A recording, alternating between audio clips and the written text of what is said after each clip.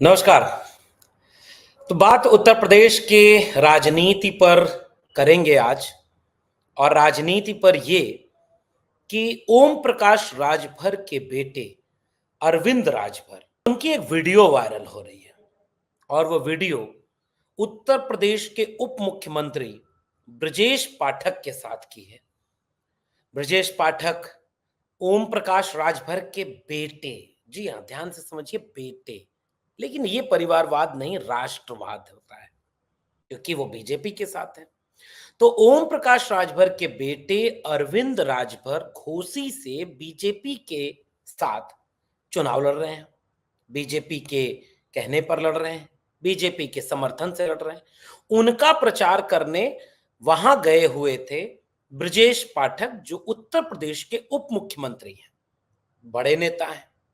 और वो वहां पर प्रचार में जब अरविंद राजभर के गए तो उन्हें ये पता चला कि अरविंद राजभर को लेकर के उस कार्यकर्ता सम्मेलन में, जो बीजेपी के कार्यकर्ताओं का सम्मेलन हो रहा था, उस सम्मेलन में उनको लेकर के बहुत सारी नाराजगियां हैं। लोग बहुत नाराज हैं, लोग बहुत खफा हैं, उनसे वोट देना नहीं चाहते, उनसे जुड़ नहीं रहे हैं। तो ब्रजेश पाठक ने उस नाराजगी को दूर करने का एक तरीका निकाला। उन्होंने अरविंद राजभर को बुलाया सामने। पहले कहा झुको, गर्दन झुकाओ, माफी मांगो। फिर लगा कि नहीं, इतने से ही माफ नहीं करेंगे, तो थोड़ा मंच ऊपर था, मंच पर चढ़ाया और घुटने पर बैठाया और फिर से कहा माफी मांगो, माफी मांगो, सर झुकाओ और माफी मांगो। यह सामने एक वीडियो बन गई। घुटने पर बैठकर बीजेपी के बड़े नेता, उत्तर प्रदेश के उप मुख्यमंत्री ब्रजेश पाठक ने ओम प्रकाश राजभर से माफी मंगवाई। और माफी मांगने के बाद सामने से नारा गूंजा, बीजेपी का पॉलिटिकल नारा। तो आज इसका विश्लेषण जरा करते हैं कि भारतीय राजनीति में जाति एक ऐसी चीज है जो पूरे समाज की एक ऐसी बीमारी है, बुराई है, जिसने हजारों साल से इस देश के वंचित, शोषित, गरीब, कमजोर, मजलूम तबके को स्थायी तौर पर जातियों में बांट करके उन्हें सत्ता से, अधिकारों से वंचित कर दिया। तो इस देश के इतिहास में हजारों साल से सामाजिक न्याय की लड़ाई लड़ी गई। और उस लड़ाई का केंद्रीय बिंदु क्या था? स्वाभिमान, सम्मान, आत्मसम्मान, डिग्निटी। पूरी लड़ाई इसलिए लड़ी गई क्योंकि जो तबके इस मुल्क को रहने लायक बनाए, जो तबके वो सारी चीजें ऐसा करने के लिए रहने लायक बनाए, हाथ से श्रम किया जिन्होंने, और श्रम करने के बाद वो मेहनत करके इस दुनिया को रहने लायक बनाया। लेकिन जब इस दुनिया में सत्ता आई, संसाधन बने, अब अवसर बंटे, नौकरी से लेकर के देश चलाने से लेकर के तमाम जगहों पर, तो उन्हें जाति व्यवस्था के नाम पर वंचित कर दिया गया। एक ऐसा सिस्टम बनाया गया जिसमें उनको हाशिए पर ढकेल दिया गया। और उनमें से फिर उन तबकों को जाति के नाम पर कहा कि अरे तुम कुम्हार हो, लोहार हो, बढ़ई हो, नाई हो, मोची हो, निषाद हो, मल्लाह हो, राजभर हो, कुर्मी हो, कोयरी हो, अहिर हो, तमाम जातियों का जो श्रम करके दुनिया को रहने लायक बनाई, ये सारी मेहनत कश जातियां थी। और इन मेहनत कश जातियों की मेहनत से जब दुनिया रहने लायक बनाई, तो जब नया भारत बनने लगा तो बड़ी लड़ाई लड़ी गई कि हम आप बराबर के नागरिक हैं, कोई बड़ा या छोटा नहीं है। चाहे कबीर साहब हैं, तथागत बुद्ध से लेकर के जब कबीर साहब आए तो तुम कद बाबन हम कद सूद, हम कद लोहु तुम कद बूद, एक बूंद ते सब उत्पन्ना कौन बाभन कौन सूदा। तो रविदास जी ने लिखा कि जस केलन के पात पात में पात, तस मानुष के जात जात में जात, रविदास मानुष न जुड़े जब तक जात न जात। गुरु घासीदास ने लिखा कि मनखे मनखे एक समाना, मनुष्य और मनुष्य बराबर होते हैं। जातियों में बांट करके किसी को बड़ा या छोटा नहीं बनाया जाना चाहिए। पूरी एक लड़ाई है। महात्मा फूले ने आत्मसम्मान आंदोलन चलाया कि सबको बराबर का समाज बने, किसी को बड़ा छोटा अपमान की बात न हो।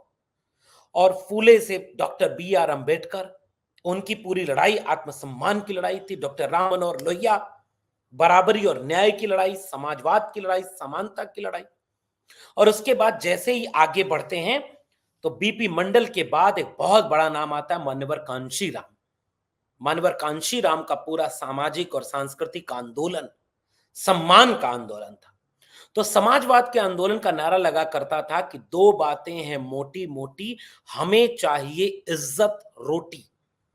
रोटी का की लड़ाई के साथ इज्जत की, स्वाभिमान की, सम्मान की लड़ाई इस देश में लड़ी गई। और उस लड़ाई के सबसे बड़े योद्धा आधुनिक भारत में बाद में चल करके, चाहे वो लालू प्रसाद यादव जी हों, रामविलास पासवान जी हों, चाहे वो मरहूम नेताजी मुलायम सिंह यादव जी हों, मान्यवर कांशीराम उस सबके बड़े एक आइकॉन थे जिन्होंने सबको बराबर का हिस्सेदारी थी।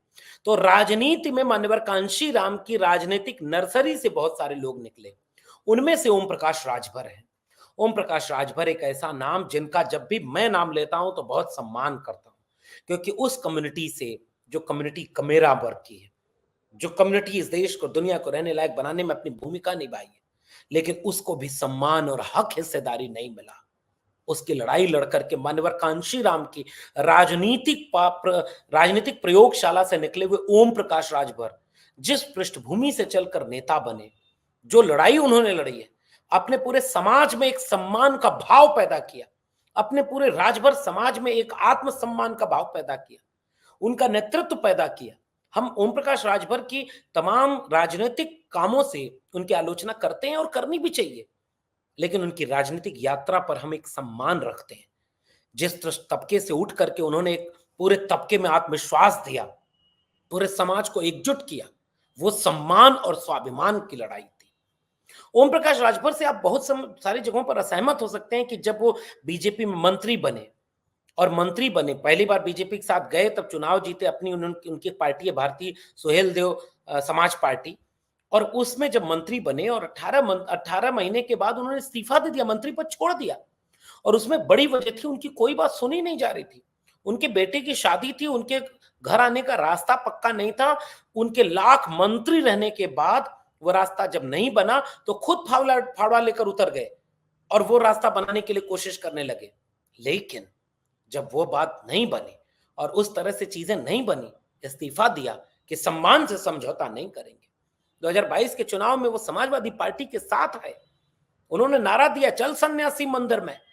उन्होंने नारा दिया कि भाजपाई लोग संविधान को खत्म करना चाहते हैं, ये भाजपाई वहां पर जितने दलित और पिछड़े हैं वो उनकी जूती साफ करने वाले हैं। ओम प्रकाश राजभर भाजपाइयों की यहाँ जूती साफ करने नहीं जाएगा, सम्मान और अधिकार के लिए लड़ने जाएगा। और बीजेपी में रहने वाले दलित पिछड़े लीडर नहीं, लोडर है। वो सारी यात्रा पर एक वीडियो भारी पड़ गई। वही ओम प्रकाश राजभर के बेटे अरविंद राजभर को घुटने पर बैठा करके माफी मंगवाया ब्रजेश पाठक ने। क्या ब्रजेश पाठक ने ऐसा किसी और नेता के साथ किया? क्या ब्रजेश पाठक जैसे किसी नेता ने, बीजेपी के किसी नेता ने किसी और नेता के साथ यह सलूक किया? क्या किसी और नेता के लिए उनके क्षेत्र के लोग नाराज नहीं हैं? क्या किसी और नेता के खिलाफ लोग वहां नहीं हैं? और अगर खिलाफ लोग हैं तो क्या घुटनों पर बैठाकर, गर्दन झुकाकर माफी मंगवाने का काम भाजपा के नेताओं ने और किस नेता के साथ किया? इसका जवाब भारतीय जनता पार्टी के नेताओं को देना चाहिए और इस बात का सवाल पूछना चाहिए कम से कम पिछड़े समाज के उन लोगों से जो आज भी भारतीय जनता पार्टी को वोट दे रहे हैं। उन लोगों के सामने जब यह तस्वीर गई होगी तो मैं पूरी उम्मीद करता हूं कि जिस स्वाभिमान, सम्मान और आत्मसम्मान की लड़ाई हजारों साल की चली आ रही है, उस सम्मान की लड़ाई के बाद एक समाज अपने किसी व्यक्ति को, अपने किसी नेता को घुटने पर बैठकर माफी मांगने पर मजबूर किए जाने को कभी माफ नहीं करेगा। ओम प्रकाश राजभर जी भले भूल जाएं कि खुद फावड़ा लेकर के सड़क बनाने गए, मंत्री होते हुए भी कुछ सुना नहीं है। ओम प्रकाश राजभर जी भले भूल जाएं कि समाजवादी पार्टी छोड़ दी उन्होंने और बीजेपी के साथ चले गए तो मंत्री नहीं बनाया गया।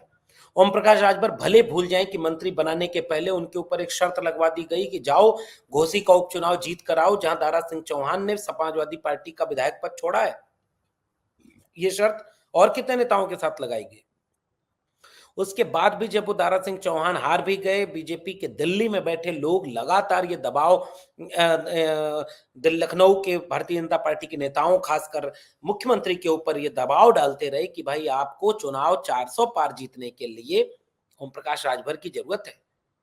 बात हुई होगी ना कि नहीं नहीं ओम प्रकाश राजभर ने बहुत खराब बोला है, गालियां दी हैं, बीजेपी के खिलाफ बहुत खराब बोला है, योगी आदित्यनाथ जी हों या नरेंद्र मोदी जी हों, सबके खिलाफ बहुत बुरा बुरा बोला है। तो इनको कैसे हम बीजेपी में शामिल करें? लेकिन फिर भी दिल्ली ने कहा कि हमें कौन बुरा बोला कौन भला बोला इससे फर्क नहीं पड़ता, फर्क इससे पड़ता है कि हम किसी भी तरह येन केन प्रकार चुनाव जीतें।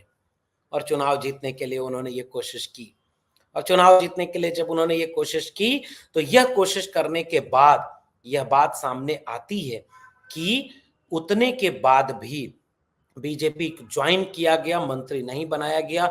लखनऊ वाले लोगों ने जब बहुत दबाव डाला तब ये समझ में आया कि अच्छा चलिए जब चुनाव बहुत करीब आ जाएगा तब हम उनको मंत्री बना देंगे।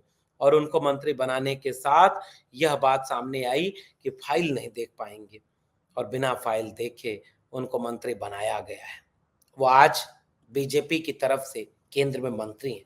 जब अमित शाह से मिलने जाते हैं तो वही बीजेपी के अमित शाह, नरेंद्र मोदी, योगी आदित्यनाथ, वह सारे लोग जब तस्वीर खिंचाते हैं तो ओम प्रकाश राजभर के एक तरफ उनका बड़ा बेटा और दूसरी तरफ उनका छोटा बेटा होता है। लेकिन बाप और बेटे एक साथ जब बीजेपी के नेताओं के साथ तस्वीर खिंचाएं तो ये परिवारवाद नहीं, राष्ट्रवाद है। क्या वाकई ये राष्ट्रवाद है? क्या वाकई ये देश हित है? ये देश की जनता को कम से कम ये इतना मूर्ख तो किसी को नहीं समझना चाहिए। आप कहते हैं परिवारवादी एक तरफ हो गए हैं, तो उसी ओम प्रकाश राजभर के जो ओम प्रकाश राजभर जी केंद्र में उत्तर प्रदेश सरकार में मंत्री हैं, और ओम प्रकाश राजभर जी के बेटे हैं अरविंद राजभर जी, अरविंद राजभर जी को बीजेपी टिकट दे दी। क्या ये परिवारवाद नहीं है? और अगर ये परिवारवाद है तो किसी और के परिवारवाद पर बोलने का कोई नैतिक साहस, कोई नैतिक आधार बीजेपी के किसी भी नेता को नहीं है, चाहे वो मुख्यमंत्री हो चाहे वो प्रधानमंत्री जी हो। क्योंकि टिकट जो घोसी का दिया गया है वो अरविंद राजभर जी को दिया गया है, और वहां की जनता उनसे नाराज है। तो उस नाराजगी को दूर करने का जो तरीका अपनाया गया वो भारतीय राजनीति में अनूठा है। वो उस पूरे समाज के आत्मसम्मान और स्वाभिमान पर ठेस पहुंचाने का काम करता है।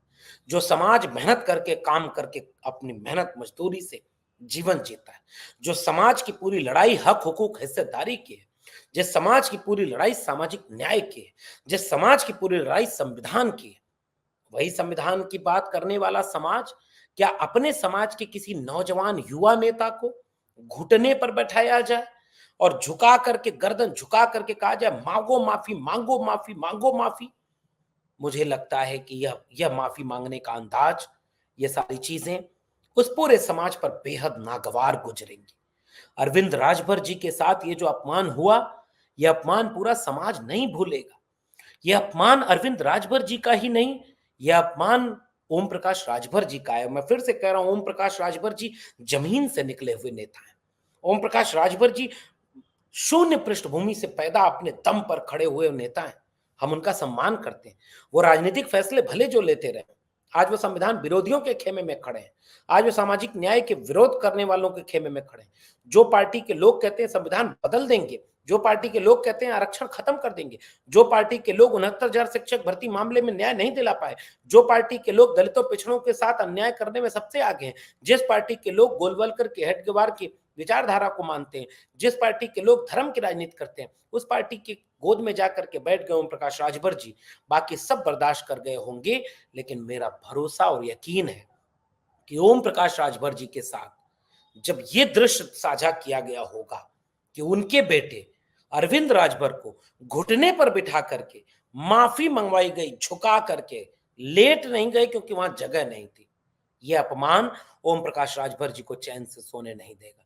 यह अपमान अरविंद राजभर जी को चैन से सोने नहीं देगा। और यह अपमान उस पूरे इलाके के दलित, पिछड़े, पीडीए के लोगों को वहां पे कैसे बर्दाश्त होगा?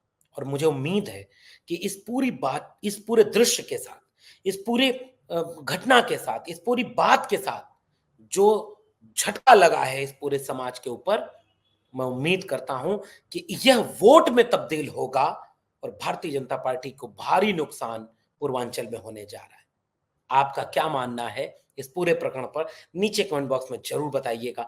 फिर मिलेंगे किसी और विशेषण के साथ, तब तक के लिए बहुत बहुत धन्यवाद।